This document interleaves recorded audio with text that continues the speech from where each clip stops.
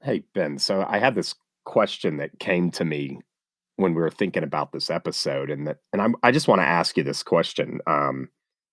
If you literally had everything, what would you do? You mean everything in terms of material possessions and security, all that kind of stuff? What do you mean by everything? Yeah, well, I think both of those. How do you think about everything? I suppose I would think of everything as the maximization of um, personal fulfillment and well being and all of those kinds of things thereunto.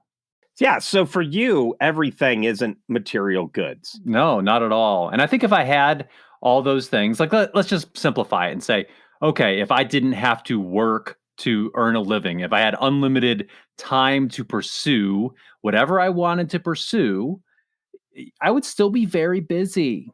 I would still be engaged in various types of, I'd probably really ramp up my philanthropic endeavors. I would probably spend more time with my family, right? I would spend more time doing some of those things that I think are really enriching, especially while the kids are younger. I would explore nature a little bit more. But You'd still bring the USS Cleveland to Cleveland. I would still be engaged in that type of philanthropy. Yes, the USS Cleveland Legacy Foundation is a fantastic endeavor that I'm involved with. Check out usscleveland.org. And I think I am, and I would be continually, I will be continually interested in how we make the world a better place. And I think that that's a lifetime endeavor, and that's not going to go away. And I think that I would relish the opportunity to have more time to devote to those types of things. The problem with asking you this kind of question, Ben, is you're bent like I am. We're both bent. Most, yeah, we're bent, but in a way that I think is awesome, that we're going to try to bend our listeners a little bit in this episode. Welcome to the Indigo Podcast, an exploration of human flourishing at work and beyond. I'm Ben Barron of Indigo Anchor and Cleveland State University. And I'm Chris Everett of Indigo Anchor. For more information, please visit us at www.indigopodcast.com. So the title of this episode is Imagination Beyond the Struggle of Life. And we're going to talk about what does it mean to have made it in life and society. And I think most people looking at our culture and probably their own life thinks about material goods and wealth. And for people who have food risk, they don't know where their next meal's coming from. That's totally reasonable, right? So what does it mean to have made it in life and society? Why there's more beyond the struggle of life and why that really matters, and how all of us might start or continue that journey and make the world better. Outstanding. So maybe we just start at that beginning point, which is what does it mean to have made it in life and society? And you kind of already asked me that question in a different way. But I think that many people, when they think that, hey, I've made it, oftentimes think of, that they have the ability to live in luxury, material luxury. And that's kind of the popular conception of having made it. And maybe that's a Western and an American conception, but I've met a lot of people from other countries, and I think they kind of think that way too. So frequently, the conversation is about material possessions, wealth, salary, and I think that's where our minds oftentimes go, or a lot of people's minds go initially. Yeah, I mean, you get out from under your parents' auspices, as it were, and you're focused on, well, what am I going to do? Now, I started off as a musician, so you didn't care at all about making any money. Well, actually, I was a church music minister. I had a very lucrative patron in as much as the arts are concerned, right? Yes, lucrative patron. It's all relative, huh? I mean, I worked at the fifth largest Methodist church in the country, First United Methodist in Tulsa, Oklahoma. They're fantastic. Had a great program for the arts, K through 12 choirs and stuff. So, yes, I was a musician, but I was no dummy on the cash front. And that was a value that I was raised for, right? And, Parents always asking, what are you going to do to support yourself? And the idea of going back and living with my parents was, oh my gosh, mortifying, right? Because I'd have to be like, you're right, I should have never majored in music. That would have been a double hit to the ego. I'm a loser who can't make any money, and I have a degree that doesn't make any money. Oh, man. But you're thinking about how to make money, right? Because you got to get on a trajectory. If you're going to get married and have kids, kids cost cash. Right. Many things cost cash. And I would suggest that not all people coming, for example, straight out of college have perhaps the same orientation that you or I did about, hey, I need to be independent. There are people who maybe don't have as strong of an inclination towards that. Although I think that that is an admirable aspiration to be able to take care of yourself financially.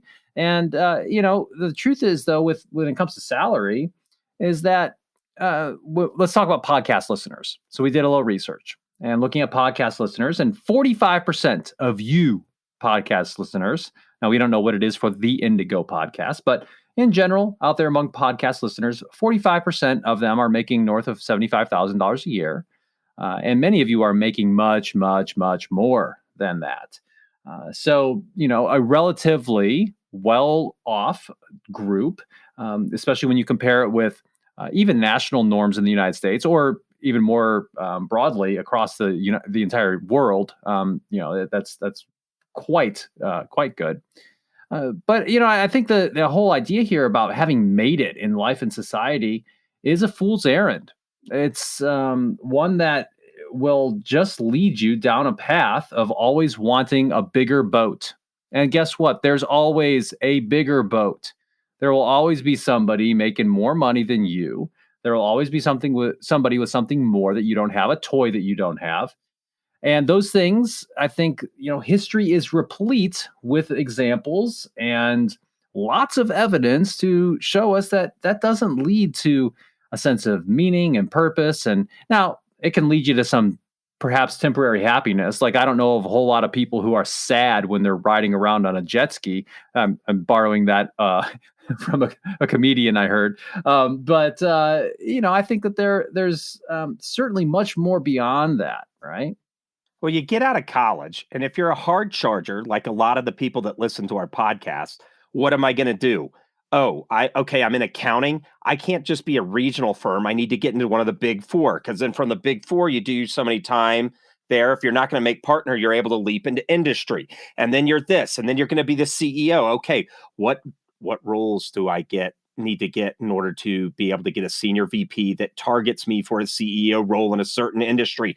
Okay, now you're CEO. Now, how do you get to be a CEO for the next level? You have executive search firms that you have relationships, and it's just... Well, and some of those people are so ambitious that apparently if you're at one of those big four, you'll just cheat on your CPA exam. Yeah, on the ethics portion. Of course. And I've met those guys. And I live in Park City, right? This is one of the 90210 zip codes in the country. That's not your actual zip code. And I meet people that are... What are you talking about? Right. 90210? No, that's not the zip code. But you get what I'm saying. But for our international listeners, what does that mean, right? So not... right. This is like, there's places where people with a lot of wealth live. All right. And I find people comparing themselves all the time. Sure. And they're keeping up. They can't just have a Tesla. They have to have this year's Tesla and that kind of stuff. And I think it comes from this lack of an imagination, right? Mm-hmm. Okay. And I can't tell you how many CEOs that I have got that I've talked to that now I'm in the C-suite. What do I do? Well, now you got to have morals and virtue, buddy, to guide the ship, right? You need to know where you're going. It's what are they saying? The dog that catches the car. And so even people that get up to that level, they have a hard time having an imagination of what then. So it's easy to go with the script they've always had of, well, let's just get more then. Mm-hmm. Well, more money, more clients, more stuff. And it's not necessarily bad, but is that all that life really is for you? I think that if it is, you're going to end up in a place where you may have some regrets later on. And that when you're just chasing happiness, if you're just chasing, looking good in front of your rich neighbors, I think that could be fun for a while.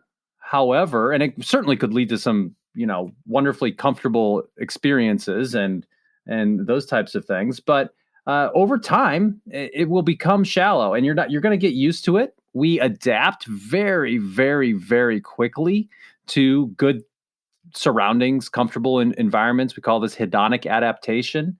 And that, when we have something really good happening to us, we tend to, get used to it. And the same thing if something is, if you're going through really tough times, you're also going to adapt to that as well. It's like what we see with pay raises in the job satisfaction research. So people get pay raises, they like it, their job satisfaction goes up, but it only goes up for a little while. And after a period of time, their job satisfaction tends to start to decline back to around where it was prior to their pay raise. And that's interesting, right? We would think that it would just continue. If it were a linear relationship between your income and your satisfaction, we would expect them both to keep going up. The other thing that we do frequently, many people, just thinking of, the royal we, many people do when they start to accumulate more wealth, they start to have a higher salary, is they start to spend more, right? They start to not save. They start to live at these different types of lifestyle levels. And that creates this never-ending treadmill, if you're not careful, of continually trying to keep up. And it's not productive is our big point here. And it is, as you point out, I think a lack of imagination about what's possible and what brings a person a sense of meaning and purpose and eventually happiness as a result in life. Yeah. So you're going to get the cash. We know from the science that it's not going to make you more happy. You're going to feel happy for a couple weeks, maybe, and then you're going to go back to your same level of happiness. So if you want to have extra happy, you got to focus on the internal stuff, right? And the existential stuff to achieve happiness. But what this is decadence, right? And this decadence is a moral or cultural decline that is characterized by excessive indulgence in pleasure or luxury. And so, if your favorite meal is a New York strip, right? Steak with a potato, if you ate that 3 times a day, I give you maybe 10 days before you're tired of your favorite meal, right? That's just how we are. We need variety, but instead we just seek the struggle of more accumulation. And hey, if you're at the CEO of a $200 million company, getting up to growing that company or jumping ship to another company of that's $500 million company, that's a struggle, and it can eat all of your time. It'll eat your lunch as a person. And okay, but if you're doing that for being happy, or if you're doing that to make yourself feel better, well, you'll have a whole bunch of that struggle. But I can't tell you how many people I've talked to that are just like, I finally got here. I lost my family and everything along the way, but I finally achieved everything I had put my heart on, and I'm still not satisfied. It's never enough. And that's the rat race. Now, this is not for the person who's struggling to make ends meet. Right. But so many of the people we have, like, hey, dude, you live in Park City. You already made it. Right. And if you feel happy having more than the person next to you, and that's what you're actually relishing in, making other people feel bad, that is horrible. That is not a way to live. Right. We look at studies and science all the time, right? But the things that we're trying to illuminate with that is, hey, what are the better ways to live or do leadership or management or culture that maybe aren't just apparent, right? You just wouldn't maybe assume those things. But there's a whole host of stuff that'll imply, better ways of living. But some of this is going to be just straight up tribal knowledge, right? You're a jerk if your happiness is derived off of making other people unhappy. I don't think it's so obvious, no study needs to be done, right? I think perhaps, right? So, I think there's this whole idea that, about what it means to have made it in life and society. I think we've kind of mowed that lawn, so to speak, and that many people think of it in terms of material wealth, and they attach their happiness to that. So maybe let's move now to this idea of the imagination and why there is more beyond the struggle of life, why that matters, why perhaps we should take our focus off of material success as the end all and be all of our existence and do something better, do something more, do something that perhaps is oriented in a different direction. And you can do it for a variety of different reasons, but we'll discuss a handful of them here. In terms of maybe why you should care, and maybe why you even why we even feel like that argument, why we need to make that argument is kind of a strange endeavor in and of itself. So many HBR, Harvard Business Review articles are the surprising data for why actually being nice to your people will make you more money, right? I can't even tell you. And it's a lot of articles, Ben. You've seen them where they start off with, why is it lucrative to do the right thing? Well, in the entire field of strategic management, right, where we in that academic discipline, oftentimes the big dependent variable, the thing that they're trying to influence, trying to see what is driving it, right? So looking at this outcome is firm performance, right? They want to see what makes a firm more successful in terms of its profitability and various other metrics related to firm performance. And what's interesting about that is you're right, that oftentimes you'll come across studies that say, hey, if you do these various human resource practices that are supposedly good for your company, oh, by the way, it also increases firm performance. So that's why you should do them. And yeah, maybe that is part of why you should do them, but perhaps there's a fundamental reason that, hey, we also just need to do the right thing, right? You see this a lot of times with things about diversity, right? You'll say, oh, having more diverse teams is great for decision making. And there's studies that show that. Being nice to gay people will net you 10% more cash at the end of the year. And you're like, what? I haven't seen that specific study. That's rather specific, but sure. But you know what I'm saying?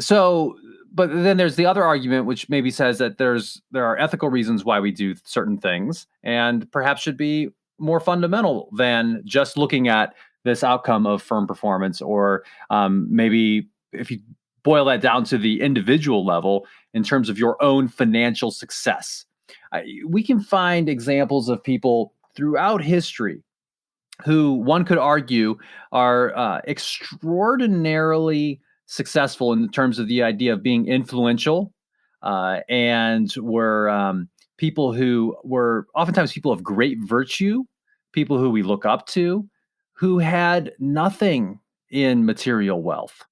You think about Mother Teresa, St. Francis of Assisi. These are people who gave up everything in order to make the world a better place. And our world would be worse without them.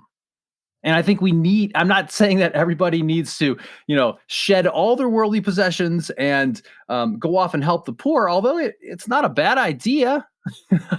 I think I've read that somewhere. And, I think that there's a lot of value in considering what kind of positive dent you want to make in the universe beyond the stuff that's just going to make you feel better about yourself. Yeah. And then during this prep of this episode, it's like, well, why? Can we give people a reason for why they must do it?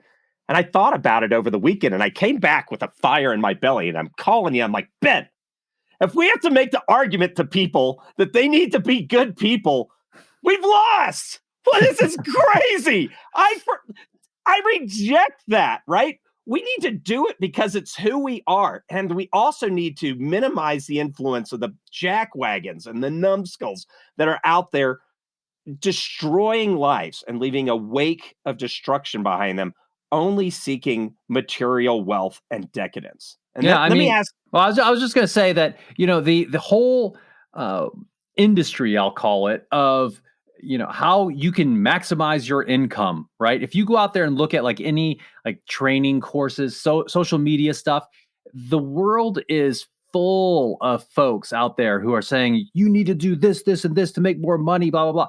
And, I'm all for being smart about money and about making good investments and making good choices. That's all great. But it's interesting because that stuff is very, very popular, right? If we titled our podcast something about how to get rich in 90 days, the everyday millionaire, yeah, exactly. We would have a lot of people clicking on that. And that, and that's why I said to you, perhaps we need to maybe explain a little bit about why it's important. And I think we are. But your point is well taken, Chris. Yeah. So, but let me ask you, Ben, because, and I haven't briefed you on any of these questions. I said, hey, I've got some questions I'm going to ask you live in front of our audience that might be challenging. But, all right, you got out of high school. Where'd you go to college? I went to Villanova University. Why'd you go to Villanova? Because they had an amazing, and still have an amazing Navy ROTC program, and I was offered a scholarship so I could go there, have my tuition paid for, and after 4 years, be commissioned as an officer in the Navy. Right, but there's lots and of it's a fantastic university. It was a competitive school. It's a very good school academically. It's a Catholic institution, and I happen to be a practicing Catholic. It is an Augustinian university, so it's steeped in the tradition of St. Augustine, which is rooted in the idea of the importance of community and helping each other and doing the right thing for the world. And that all, plus the fact that, hey, after this, I get to go be an officer in the Navy, all resonated very strongly with me. Yeah, but if you had, ye old community college versus Villanova, you're going with Villanova because you had aspirations and educational desires. Okay, so then you're in the Navy. Then you go to grad school. Where do you go to grad school? I went to the University of North Carolina at Charlotte. And why did you pick that place? Well, I lived there, and they had the programs that I was interested in, and I applied and got in. I was lucky enough to be one of the ones who got in, and they had fantastic faculty members who were doing interesting things. And the area of study that they're offering, it was a doctoral program in organizational science. Spoke directly to my interest in making the world better through the organizations that we have. Sure. And how are you thinking about money along the way? You're probably thinking not enough, really. Like sometimes, really? Here's the thing. Like sometimes I'll sit around, I'll be like talking with folks and whatnot, and they'll be talking about their various financial success or things that they have and so forth, and I think about maybe I should have like gone after more lucrative professions and stuff. And I start thinking, have I been the sucker? But then I realize, no, I haven't in any way, because I've gotten to do amazing things. And, I live a very comfortable lifestyle. Like I'm fine. But I think that there's, I didn't think a whole lot about money along the way in terms of, oh gosh, I should be an investment banker versus being an officer in the Navy. It was more about, hey, I get to like do some really cool things for the best country on the planet. Okay, I'll do that. When it came to going to grad school, it was about, here's a way that I can expand my skills and knowledge in a way that seems really interesting and useful. And yeah, it's going to be a bit of a slog getting through and whatnot. And you're not going to be, there's a lot of rice and bean eating for a handful of years by my wife and I, but that was just the way it was. Right. Now, talk about how you organize your life, right? Do you have a lot of slack time? No, I don't. But even before kids, no, you'd fill it on up, wouldn't you? And that's what's interesting. I know, yeah, you know me pretty well. It's when I look back at times, like I think, man, I'm really busy, but I oftentimes fill my time up when I do get slack. I find interesting things and I do them. So it's kind of my fault that I do that. But it also has allowed me to do some really interesting things. Like, we don't make money off this podcast, but I know that a lot of people really enjoy it and I think get some benefit from it. So we try to make time to do it. And I think that that's a valuable thing. I would love for, the prospect of one day, maybe my kids will listen to this and maybe they'll get a little nugget from dad, right? I think that that's good. And they'll get some nuggets from you too. Not the nuggets you want them to get, sadly. No, you got some good nuggets. Hey, so here's something this is live, Ben. So after your son died, I watched you reorganize your priorities. Yeah. So one of the things, we had some like heart-to-heart conversations, which I'm not going to air the kind of stuff that we talked about. But you're like, daggone it, I only want to do the stuff that matters. I remember you saying that, something in that degree. And you know what? Something else that I never would have thought that I'm delighted that you're doing is you bought heavy stuff on the internet and are going to throw it. Goodness. And the Highland Games. This is very different behavior for one Ben Barron. Yeah. So what are you thinking about there? You're actually making some place for some leisure and actually more family time. Yeah, I definitely am trying. And yeah, you're right. I mean, when, after Vinny died, he was, so that we're recording this here at the end of June. It'll probably be released sometime early July. So, more than a year and a half ago was when he died. And it was a tremendous, and still is a tremendously challenging thing for me and my family. And it certainly made me rethink priorities in a lot of ways. You think, oh, well, I want to make sure that I'm spending good moments with my family and not wasting time on stuff that I don't want to do if at all possible. And so, I have reorganized in certain ways. Now, getting to your point about doing some interesting leisure activities, or it's funny because I am a strange person. I recognize this in a lot of ways. So, a lot of guys who are in my kind of social network, like when they have free time, they watch sports, they play golf. Those are the two big things, right? I play golf like twice or maybe 3 times a year. And I rarely watch sports, right? And so when I was thinking about, well, what do I want to do? Well, for the past number of years, I've been interested in various types of strength training and whatnot, and so I've gotten interested in throwing things. And so there's an entire weird sport of Scottish heavy athletics, which involves going out in a field while wearing a kilt and chucking heavy things. So I'm starting to train for that, and maybe we'll kind of follow that here on the podcast. So in next year in late June, I hope to be able to do my first one. So right, but this is different. One of those things. The thing I see when people are going after cash, right, is they just get on that go get more cash treadmill, and that becomes a script for their life. And they adapt themselves. They organize themselves around getting cash, and they just go. And then it's so ingrained in their habits that it's hard for them to get off the just go get more cash and laugh about it phase, which making cash and laughing is awesome. I mean, but one of the things, and I don't know if this will resonate, Ben, one of the things I've noticed about you is you are very activity driven. And they're like, okay, this is going to make an impact, and this is going to make an impact. And that's awesome. But I really saw reevaluation, what seemed to me from the outside. Remember, I can't read your mind, so this may be a total different. And I see a different Ben now that's not necessarily massively activity driven, but is much more, not that you weren't on the quality side, because you just didn't do, you weren't picking up shifts at the local Dairy Queen or something like that, right? But you're being really strategic with your time, and you're also taking time for yourself. Would that be fair?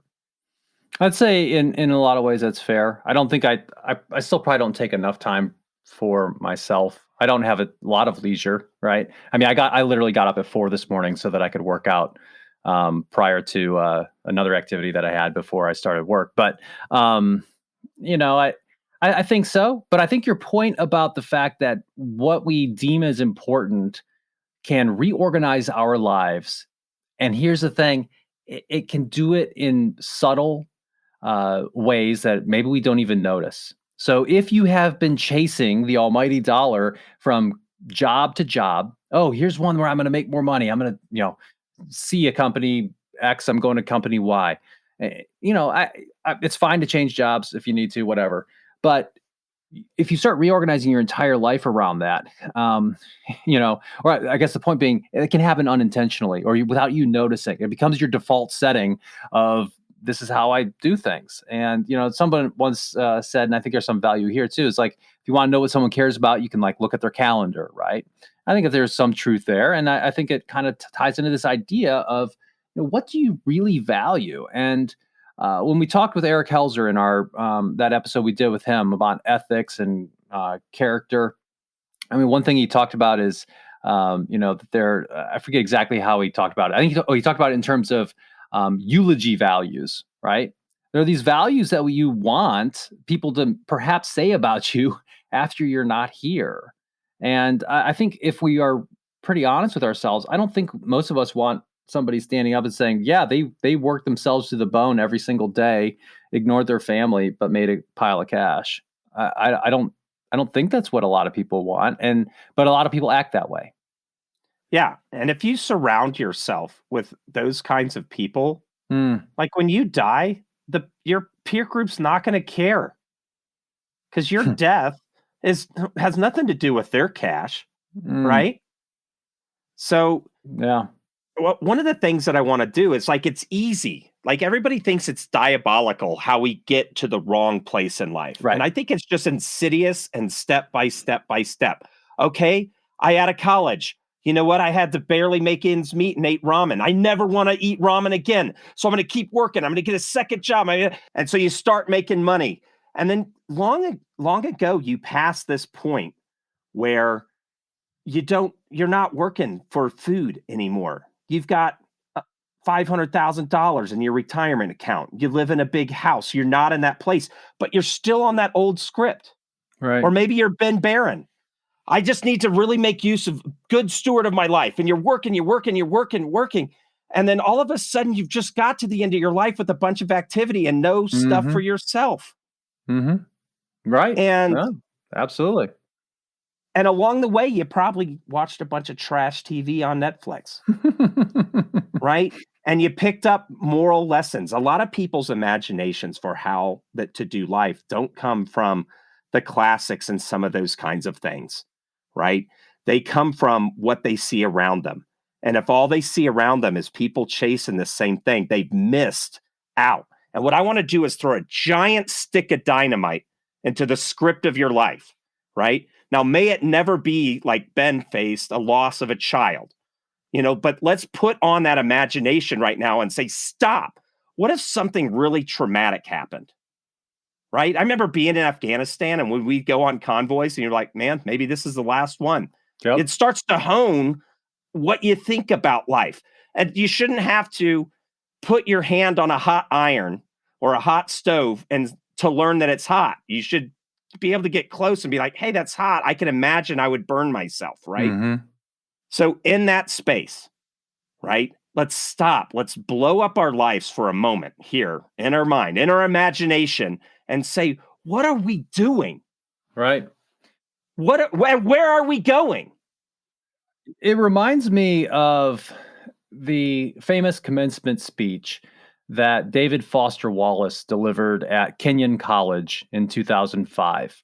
So David Foster Wallace was a writer. He was an acclaimed fiction and nonfiction journalist. And in this commencement speech that he gave in 2005, he says a number of things, and it was actually published in a book called This Is Water. But I want to read this quote, and it's a little bit long, but I think it speaks to some of these types of issues. Okay, here we go. This is from David Foster Wallace. Because here's something else that's true.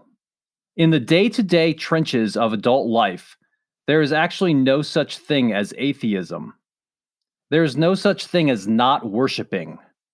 Everybody worships. The only choice we get is what to worship. And an outstanding reason for choosing some sort of God or spiritual type of thing to worship, be it JC or Allah, be it Yahweh or the Wiccan Mother Goddess or the Four Noble Truths or some infrangible set of ethical principles, is that pretty much anything else you worship will eat you alive. If you worship money and things, if they are where you tap real meaning in life, then you will never have enough. Never feel you have enough. It's the truth. Worship your own body and beauty and sexual allure, and you will always feel ugly. And when time and age start showing, you will die a million deaths before they finally plant you. On one level, we know all this stuff already. It's been codified as myths, proverbs, cliches, bromides, epigrams, parables, the skeleton of every great story. The trick is keeping the truth up front in daily consciousness. Worship power, you will feel weak and afraid, and you will need ever more power over others to keep the fear at bay. Worship your intellect, being seen as smart. You will end up feeling stupid, a fraud, always on the verge of being found out, and so on. Look, the insidious thing about these forms of worship is not that they're evil or sinful, it is that they are unconscious. They are default settings. Yeah, the default setting. And the default setting will eat your lunch every time. Yeah.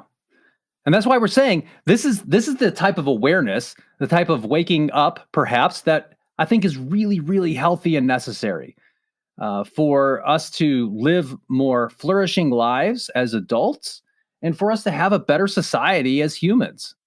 If we don't, I think we will fall into and perpetuate that culture of decadence. You mentioned that a little bit earlier, and this unbridled pursuit of more, which doesn't lead to happiness, by the way, in the long run. Yeah. So let me talk about where not having this imagination can impact us. And this is going to sound crazy to you, Ben, probably. I don't know. A lot of stuff I say sounds crazy, but if we had a replicator like on Star Trek, like where the guy that was next generation, he could press a button and be like, tea, Earl Grey hot, right? And you could get anything you want out of it. Mm-hmm. That means everybody would have everything. So we no longer need people to work to produce stuff. What then? How would you organize a society where everybody had everything? We come up with some kind of energy thing that we have all of the energy. What do you do? Because most people say you get a bunch of stuff and then you die. And, maybe you do some nice stuff and help charities, help other people learn how to make money. But here's another one. In the next 40 to 80 years, global population will decline.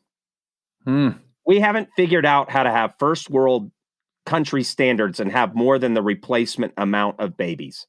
Right. Now, some people say, well, that's good because a lot of people were hurting the environment. But let's say we weren't hurting the environment. And we just have a decline, and it declines, and it declines. Our whole economy is based off of selling the same stuff to the same people. Maybe it's a renewable, selling new stuff to the same people, or developing new markets. Like, how do we get a third world country wealthy enough to buy our iPhones? Mm-hmm. Right? That's kind of the thing.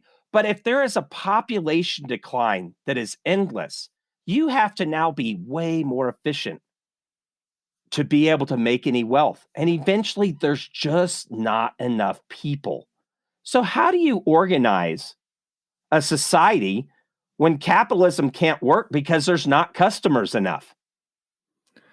Right? This is a place where imagination beyond just getting stuff now is needed. And not a whole lot of people are thinking about it. Now, we have some small think tanks, but these problems are so big that I think it's probably going to take a whole planet of people thinking about how to organize. And I don't think it's just going to be people wanting to spend more time in leisure either, right? So there are a handful of different functions of work, right? What we consider work. One is certainly to get us, financial stability, to have some sort of income. But I think we also work for other reasons, especially if we're doing work that we view as being meaningful and helping the world. That can be intrinsically motivating and satisfying in and of itself. Now, your thought about, once productivity reaches this point, or once the standard of living is at this point, are we just all going to, work 15 hours a week and spend the rest of the time at the beach? I mean, that's something that economists and that's what they thought. Right. So John Maynard Keynes thought a lot about that and had some ideas around that. I don't think people are going to really do that, and I don't know exactly. Like that's something that I haven't researched much or really thought a ton about. But I think it points to the idea that we must have a different orientation towards what's important. And, some of that comes back to our ideas of community and social fabric and the bonds that we build with each other, and prioritizing that, so that when you reach this point, perhaps, where, if it's the economy shifts in a certain way, or if, due to demographic shifts, we don't have enough customers for our businesses, those types of things, that we can still survive and perhaps even flourish, despite those challenges. Yeah. You got to have imagination to meet these new novel challenges. So much of our life has kind of been on autopilot. Like we were talking, okay, I'll get this job, I'll move on up. Oh, you pick your industry, you pick your flavor of job within that industry. Yeah. But that doesn't get us to the sweeter stuff. Now, I don't think so. That's just imagination about solving things that might blow up the whole paradigm.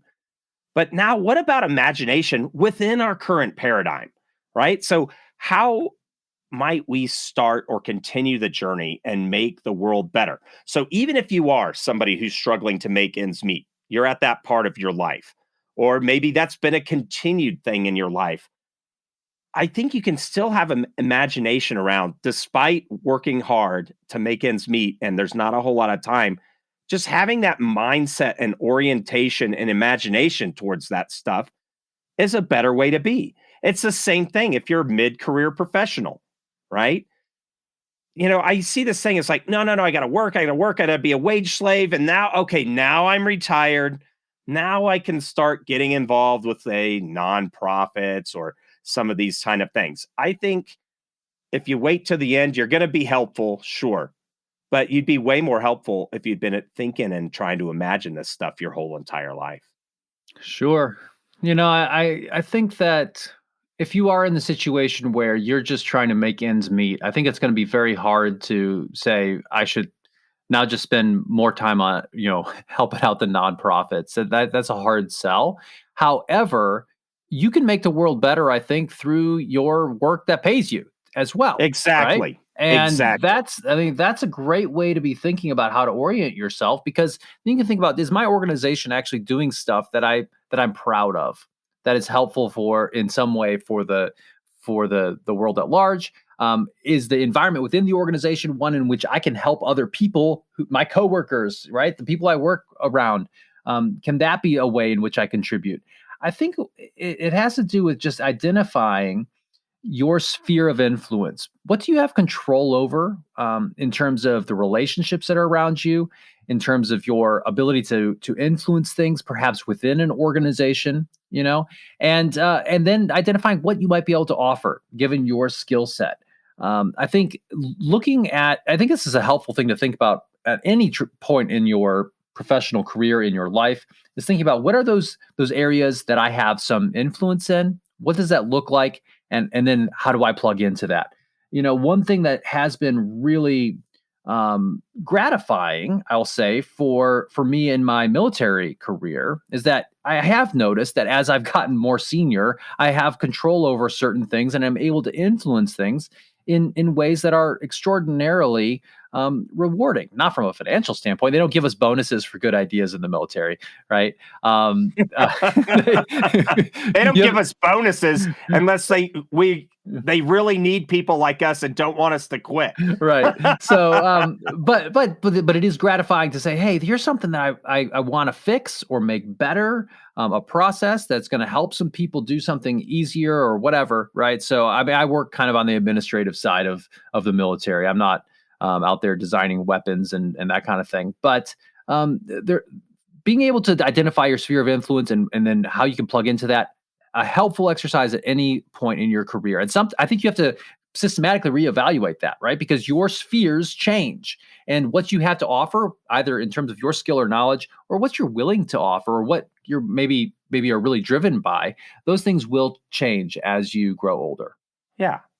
But the thing is your sphere of influence, like even if you're a part-time worker and you're still in high school, you have a sphere of influence. Mm-hmm.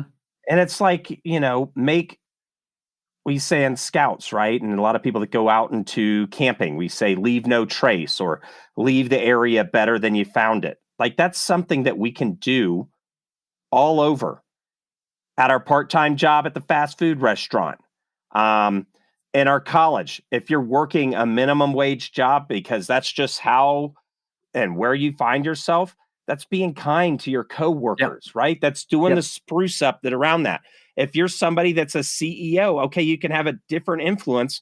But if we just wait for the Warren Buffetts and the Bezoses of the world to, well, they've got the money, that's the wrong answer. If anything we've learned from these crowdfunding and GoFundMe kind of stuff, what's that? The Reading Rainbow. There was a GoFundMe for Reading Rainbow to translate it into a bunch of different countries' languages and to put the archive for free on the web. That raised all the money it needed, like in 10 minutes or something. It was crazy, right? People in mass doing tiny things can do way more and more focused kind of things than you can do at a programmatic. The Bill and Melinda Gates Foundations, okay, they can do some stuff, but they'll never be as effective as every person looking at their sphere of influence, sprucing up the area around them, and looking at what they can offer, right? Yeah. So the my favorite part of what you just mentioned is, if you're working in the fast food restaurant, right? Let's say you're entry level. Maybe you got promoted to, I don't know if this is a promotion, but you're the person who takes orders for the drive-through, right? If you're doing that in a way where you're kind to the people coming through, you're doing it in a way that's efficient, you're being nice to the people around you, you're being encouraging to your fellow coworkers, that's your sphere of influence. And guess what? You do have influence there. You are able to be a positive force in the universe just right there if you have the imagination and the will to do so. And your point is very well taken that if we all do those types of things, then, beyond the struggle of life, there's a lot of things that we can do. And I think it's great to start to inculcate that type of mentality, really along, at early ages, right? Something I tell my kids is like, hey, like they'll say like, hey, there's a new kid in school. I'm like, okay, are you going out of your way to make sure that new kid feels like they're included, right? And that's their sphere of influence. And that's a way in which they can make the world better. Yeah. And if you feel like, hey, I want to up my game in offering the world something, but you've only been focused on getting more cash, getting that next promotion. Well, get good at something that helps the world be a better place. Right. And I see this all the time. I'll see kids come out of undergrad and be like, hey, I want to go work for some NGO overseas and solve hunger in a third world country or something. And then they go to apply and they're like, we don't need you. Why? Yeah, like the few seats that we have for unskilled labor are filled immediately. There's like a 5-year wait list.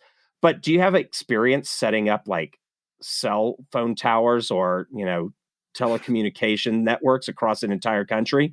No. Yeah. Oh, we're looking for one of those, right? Giving has gotten so focused and awesome that you actually have to get some expertise to even get in to where the experts are playing ball and making the world a better place. Yeah. The Bill and Melinda Gates Foundation go find leading PhD researchers and help support their efforts on like malaria and stuff. Like malaria is mosquitoes kill people all over the world, right?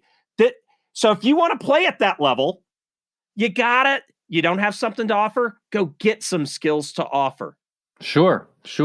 If you're thinking about, either non-governmental organizations or if you're thinking about, various parts of the U.S. government, like the State Department, you have the USAID, these various organizations that exist to go, if it's a government organization, then it's going out there to exert policy in what we call soft power, right? To make the rest of the world better in certain ways. There are special skills that you will need. And so get good at stuff. Get good at those things that are going to be useful in helping the world be a better place. Because that's gonna reap benefits for you personally, even though we don't really have to make that argument necessarily. But it will help you in terms of being able to do something that brings meaning and purpose. So, something I want to throw in on there, Ben. So that's like big world, other countries and all that kind of stuff. Mm-hmm. we have done work with nonprofits that are doing stuff in the healthcare space Mm-hmm. and the AIDS space. Your day of service for Vinny, Mm-hmm. goes and helps a bunch of nonprofits. But we've been in and around and on the boards of various nonprofits that they have the funds and the desire to really help people, but they didn't grow up in the business world. Yeah, they have right? no good management and leadership, and they're all over the place.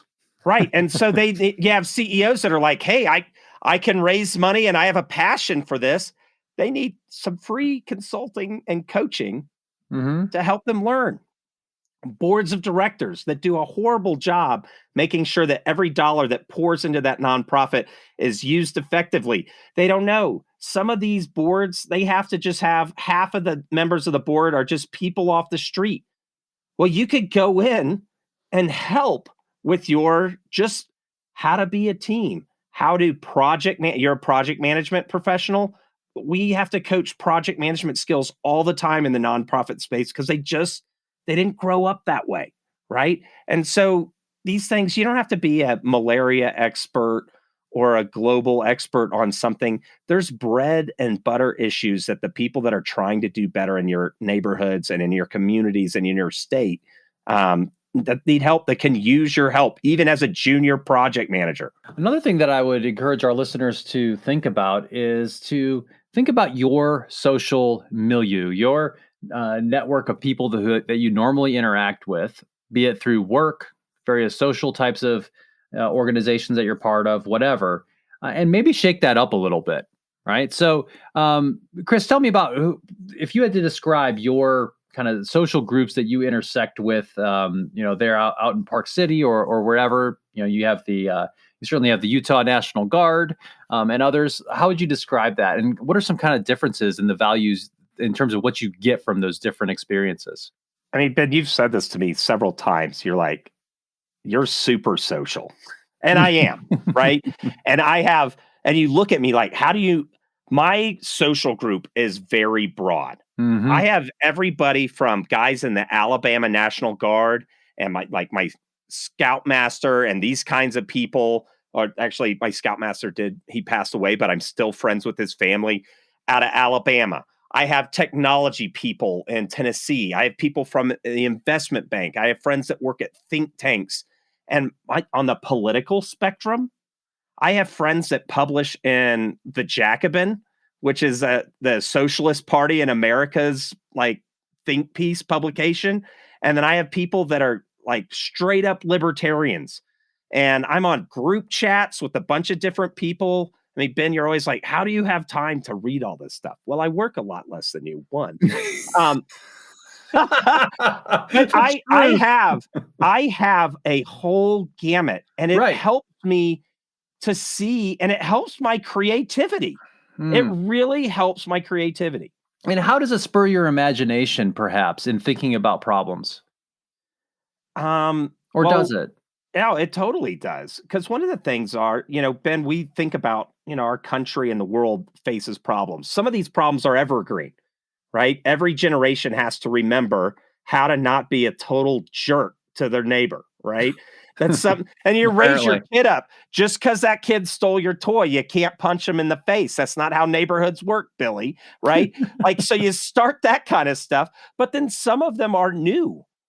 Some of the problems we have to learn again, right? When I used to remember thinking how did Hitler ever come to power?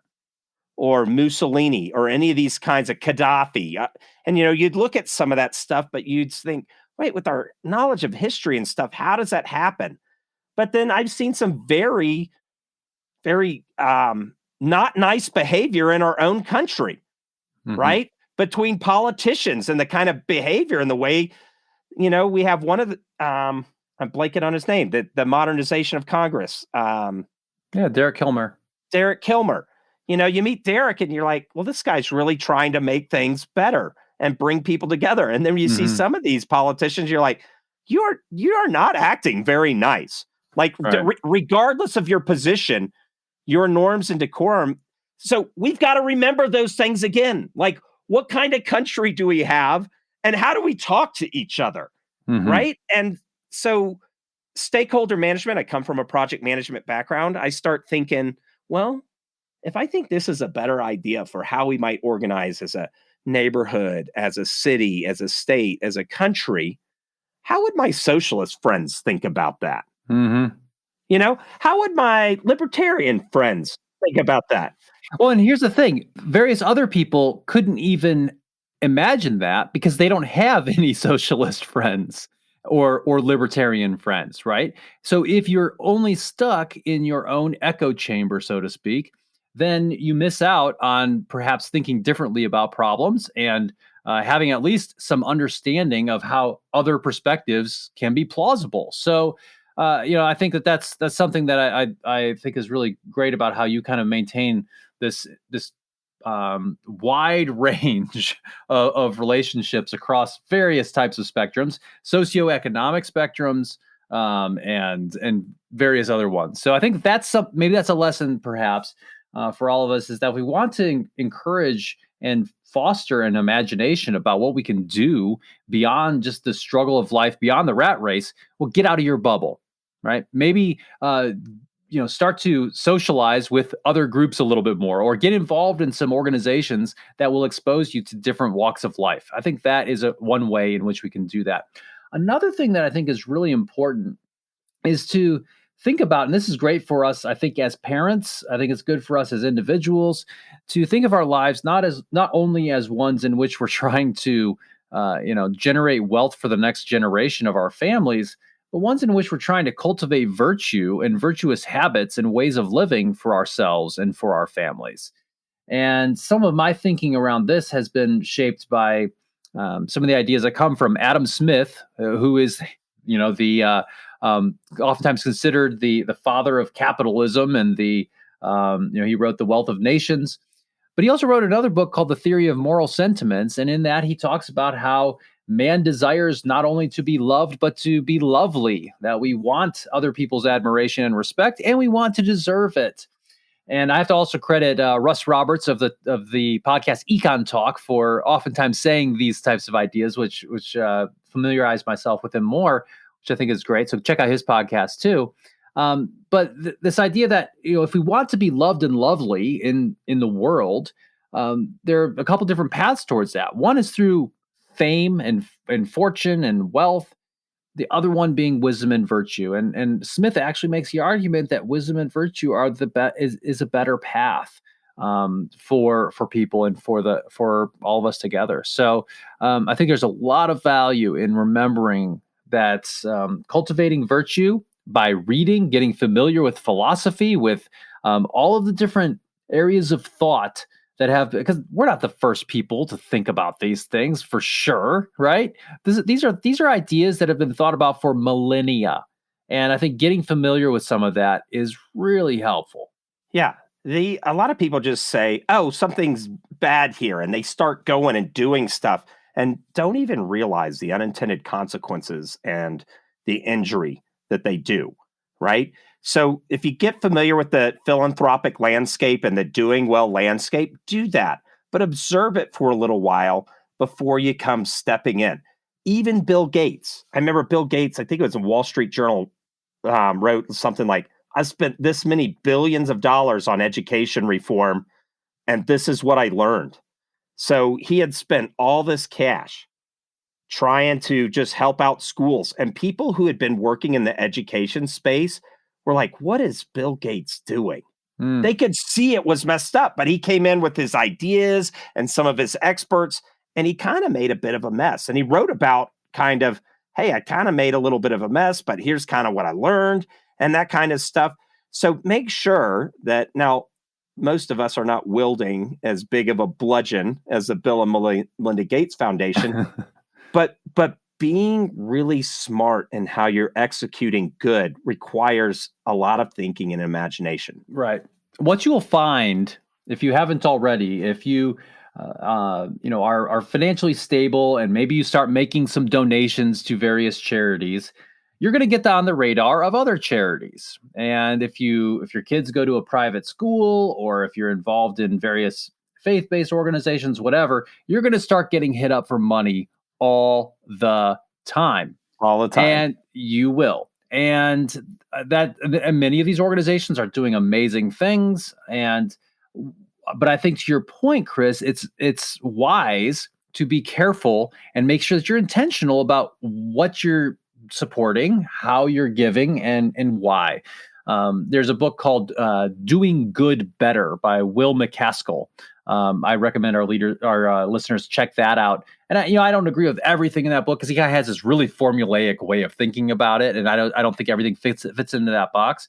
However, I think the whole idea is effective altruism, right? So being effective in our altruism towards the world. I think that is a good idea, and it's something that we should consider. So don't just give to organizations just because your buddy roped you in to play in that golf tournament, or because someone just hits you up at the right moment. Give it a little bit of thought. In fact, give it a lot of thought and be strategic in how you give. One really cool thing that a family member of mine, extended family member of mine, did is that they created a donor advised fund, and they basically work with the family every year to say, hey, let's talk about where we want to give some money to out of this fund. And I think that's a really cool way to start instilling a thoughtful process toward philanthropy with your kids and with yourself. Right. And it's not just bucks. It's not just bucks. Absolutely. In fact, bucks is the easy thing, right? That's another thing that I see is that, we have busy, or maybe not so busy, to be frank, wealthy people who they write a check. And now the check is good. It's better than not the check. But I think there is a lot of value in getting out there and getting your hands dirty, literally, and doing something to support those who are in a different situation than yourself. Yeah. So I think we'll leave it at that.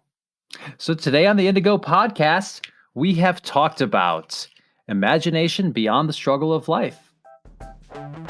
Thanks for listening to the Indigo Podcast. If you like this podcast, please consider helping us by rating us on Apple Podcasts or wherever you listen, telling your friends about us, having us on your podcast, or mentioning us on social media.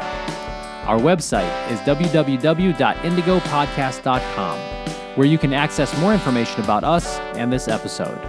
Thanks again, and we look forward to talking with you again soon.